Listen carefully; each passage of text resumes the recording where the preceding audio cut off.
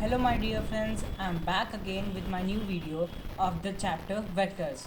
Before we have discussed about addition of two vectors. Okay, today we are going to start subtraction of two vectors. So what was the formula of addition of two vectors? Basically it was r equals root over a square plus b square plus 2ab cos theta. And what if we want to find the angle between the vector and the resultant? Like tan alpha equals b sin theta by a plus b cos theta, and similarly for tan beta it was a sin theta by b plus a cos theta. Okay, so today we are basically going to start subtraction of two vectors. Subtraction, like let us take two vectors, vector a and vector b. So in that case we have to subtract vector b from a, so vector a minus vector b. Okay, so we will first see the formula. See, we have taken two vectors, vector a and vector b.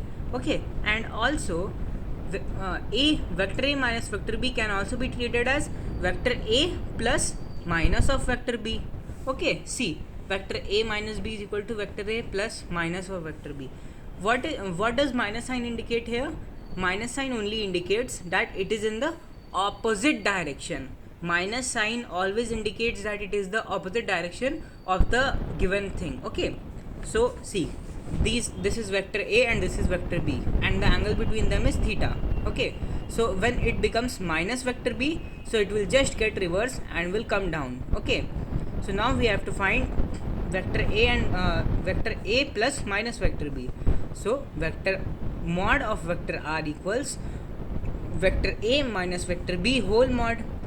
We have also studied that vector a plus vector b whole mod can be written as root over a square plus b square plus 2ab cos theta. Similarly, in this case, we will write root over a square plus b square plus 2ab cos theta. See, theta here will be angle between this thing, vector a and vector minus b.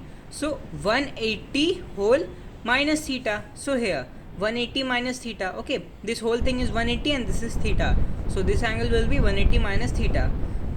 Cos 180 minus theta can be written as minus cos theta. See, because cos theta lies in the second quadrant, and in second quadrant all angles except sine and cosec are negative. So it will be cos minus cos theta. So minus will come over here. So it formula becomes a square plus b square minus 2ab cos theta. Okay, just there is a change in this minus and plus sign in addition and subtraction. Similarly, like if we want to find angle between the resultant and the given vectors, so tan alpha, see, tan alpha will become b sin, in addition it was b sin theta by a plus b cos theta. So it will become here b sin 180 minus theta by a plus b cos 180 minus theta.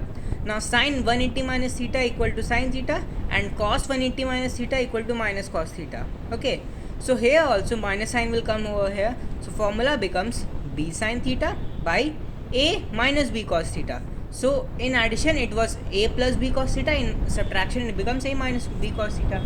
It is very simple to memorize these formulas. Okay, and it is important also.